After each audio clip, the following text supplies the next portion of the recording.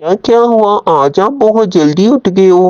हाँ माँ, बाद में मुझे काम पर जाना होता है और फिर आकर ठेला लगाना होता है। वापस जब आता हूँ तो ठेला साफ करने का टाइम ही नहीं मिलता, इसीलिए मैंने सोचा काम पर जाने से पहले ही ठेले को साफ कर देता हूँ।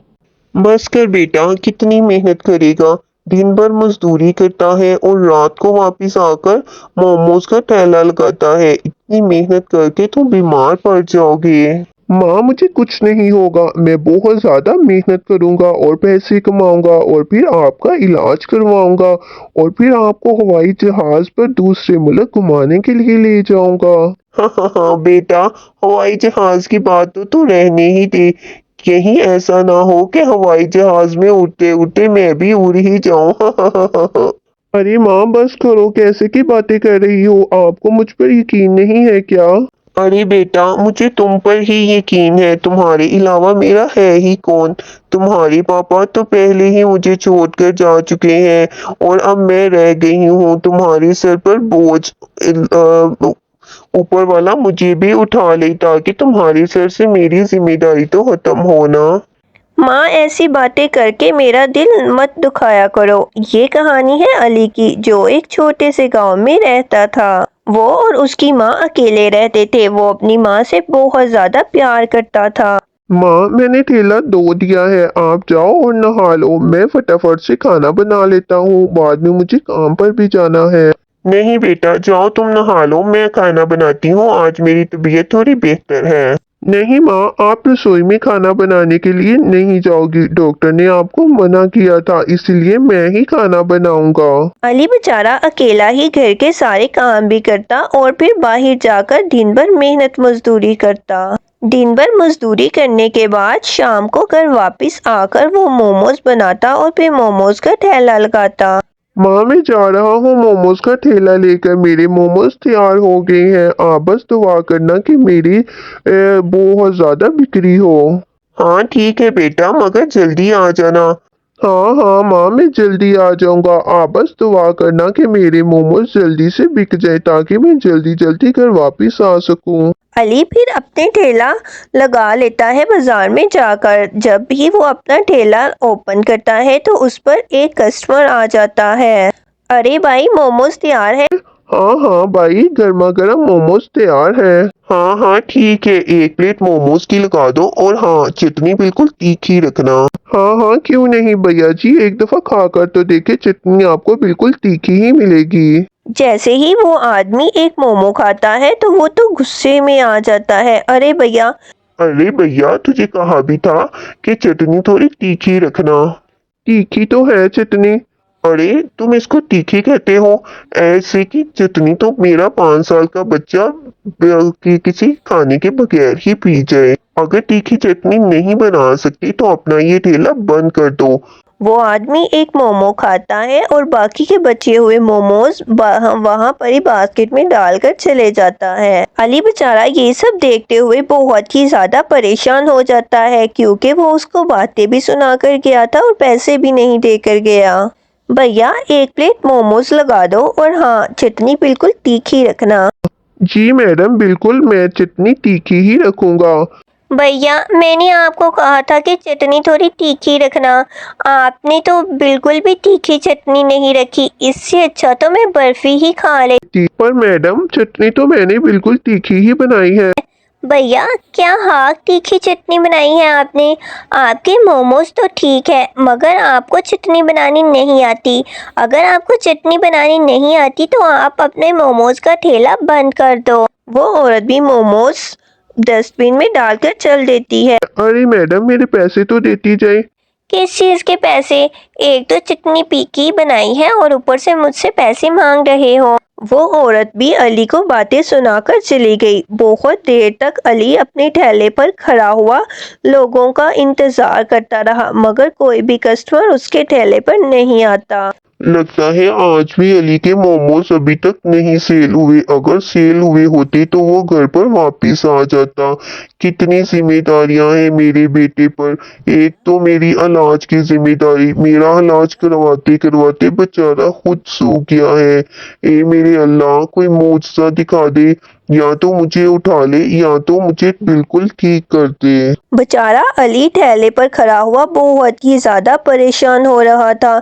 ऐसे तो मुझे नुकसान ही होता जा रहा है, कमाई तो कुछ हो ही नहीं रही, और अब फिर कल के लिए मैदा भी लेना है और सब्जियां भी मोमोज बनाने के लिए। अली ऐसा सोच ही रहा था कि उसके ठेले पर एक खूबसूरत लड़की आ जाती है।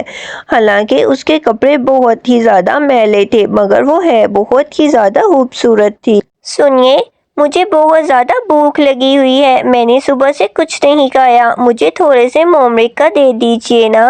अरे क्या मोमरिका? यहाँ पर कोई भी मोमरिका नहीं मिलते हैं। झूठ क्यों बोल रहे हैं आप? ये रखे तो हैं आपके पास इतने सारे मोमरिका।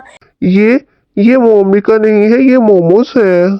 अच्छा, आप क्या इसको मोमोज कहते हैं? मगर जहाँ से मैं आई हूँ वहाँ पर इसको मोमरिका कहते हैं। अच्छा बताओ कितनी प्लेट चाहिए? तुमने यहाँ पर खानी है कि पैक कर दूँ? नहीं नहीं, बस एक प्लेट चाहिए, मैं यहाँ पर ही खाऊंगी, मुझे पैक नहीं करवाने। और सुनिए, मेरे पास पैसे नहीं है मोमरिका खाने के लिए। अरे कोई बात नहीं, कोई आ ही नहीं रहा, मुझे आज ये मोमोज फेंकने ही पड़ेंगे, इसीलिए आपको जितने मोमोज खाने हैं खा ले, कल से मैं मोमोज लगाऊंगा ही नहीं। उस सुंदर लड़की ने मोमोज की प्लेट हाथ में ले ली। जैसे कि उसने पहला मोमोज चटनी के साथ लगाकर खाया। क्या हुआ? चटनी तीखी नहीं है क्या? पता है मुझे ये चटनी तीखी नहीं है, सब मुझे यही सुना कर गए हैं। अरे पता नहीं क्यों नहीं लोगों को ये चटनी तीखी लग रही। मैंने तो बहुत ही ज्यादा तीखी चटनी बनाई है, इतनी तीखी मैंने चटनी बनाई है, मगर फिर भी लोगों को तो आग चाहिए, आग। मुझे तो समझ नहीं आता बाकी के लोग अपनी चटनी में क्या तेजाब डालते हैं।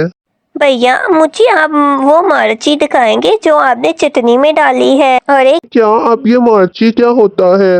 होता नहीं, होती है।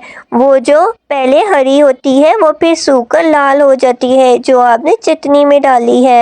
अरे पता नहीं कहाँ से तुम आई हो, जो मोमोज को मोमरिका कहती हो और मिर्ची को मिर्ची कहती हो। अरे छोड़ो, और बताओ, और मोमोज खाओगी क्या तुम? हाँ हाँ भैया, चटनी इतनी भी बुरी नहीं है, एक प्लेट और दे दो ना मुझे मोमरिका के। वो खूबसूरत लड़की भूखी थी, इसीलिए वो देखते ही देखते 3-4 प्लेट मोमोज की खा जाती है। अरे अब तुमने घर नहीं जाना, यहाँ पर क्यों खड़ी हो? जाओ अपने घर वापस जाओ। अरे भैया, मेरा यहाँ पर कोई घर नहीं है, मैं अकेली हूँ यहाँ पर। दरअसल मैं एक परी हूँ। मेरी माँ ने मुझे शैतान के डर से यहाँ धरती पर भेज दिया है। उसने मुझे कहा था, जा बेटा, उधर कोई फरिश्ता नुमा इंसान तुम्हारी मदद ज़रूर करेगा। मैं यहाँ पर आ गई हूँ, इसलिए मेरे पास कोई घर ठिकाना नहीं है। क्या तुम एक परी हो? हाँ हाँ, धीरे बोलो, मगर मेरे पास कोई भी मेरी जादुई शक्तियाँ नहीं है, इसीलिए मैं तुम्हारी कोई भी इच्छा पूरी नहीं कर सकती। मेरी कोई इच्छा नहीं है, मैं बस एक परी से मिला हूँ, यही मेरी बहुत बड़ी खुशकिस्मती है। मुझे बताओ कि मैं तुम्हारी क्या मदद कर सकता हूँ। तुम वाकई ही बहुत अच्छे इंसान हो। तुम मुझसे कोई इच्छा मांगने की बजाय मेरी मदद कर रहे हो। अगर तुम वाकई ही मेरी मदद करना चाहते हो तो मुझे कुछ दिन के लिए आसरा दे दो, फिर मैं अपने लिए कोई ठिकाना ढूंढ लूंगी। हाँ ठीक है, तुम मेरे घर चल सकती हो, फिक्र ना करो, मेरे साथ घर में मेरी माँ भी रहती है। फिर वो परी अली के साथ उसके घर चले जाती है और अली घर आते ही अपनी माँ को सारी बात बता देता है। बेटा तुमने ठीक ही किया, जवान लड़की इस समय कहाँ पर रहती। वो परी अली की माँ के साथ बहुत ही ज्यादा खुश थी। फिर रात हो जाती है। वो परी रात को चुपचाप उठती है और अली के घर के बाहर एक मिर्ची का पेड़ लगा देती है। और फिर वो अली की माँ के पास जाती है और उसके सर पर जादुई हाथ फेरती है और वहाँ से चले जाती है। फिर सुबह हो जाती है।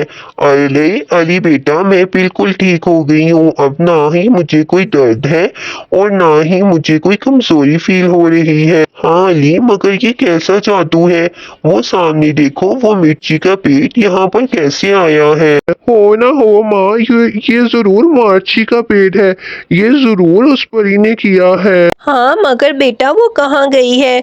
जाओ अली बेटा, उसको जाओ और कहीं से भी ढूंढ कर लेकर आओ। अली परी को ढूंढने के लिए चले जाता है। थोड़ी देर बाद अली को वो पेड़ के नीचे बैठी हुई नजर आ जाती है। ये सब तुमने किया है ना? मगर तुमने तो कहा था कि तुम जादू नहीं कर सकती, फिर ये सब कैसे किया तुमने? मैंने तुम्हारी परीक्षा ली थी और तुम उस परीक्षा में कामयाब हो गए। अच्छा, एक ही और एहसान करोगी मेरे सर पर? नहीं नहीं, अब मेरा जादू खत्म हो गया है। मैं और कुछ नहीं कर सकती तुम्हारे लिए। अरे जादू चाहिए भी नहीं, मुझे तो तुम्हारा साथ चाहिए जिंदगी भर के लिए।